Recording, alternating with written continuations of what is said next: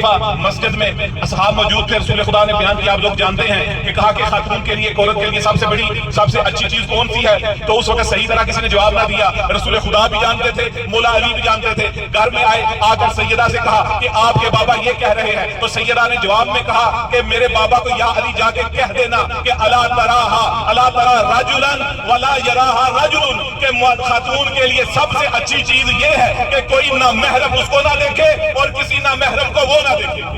اور جواب ہے حضرات، اب دیکھیے گا کہ اتنے فضائل ہونے کے باوجود وہ خاتون کہ جب رسول خدا ایک نابینا صحابی کے ساتھ گھر میں آتے ہیں، بی بی پردے میں چلی جاتی ہیں، رسول خدا کہتے ہیں کہ بیٹی یہ تو نابینا ہے، کہا بابا یہ نابینا ہے، میں تو نابینا نہیں ہوں۔ وہ جواب ہے حضرات، دیکھیے کہ حجاب کا کس قدر بی بی زہرا نے خیال کیا کہ حجاب اللہ کا لقب بھی ہے بی بی زہرا کا، اور اتنے حجابوں کے باوجود کیا مسئلہ پیش آ گیا تھا کہ جس کی وجہ سے بی بی کو گھر سے نکل کر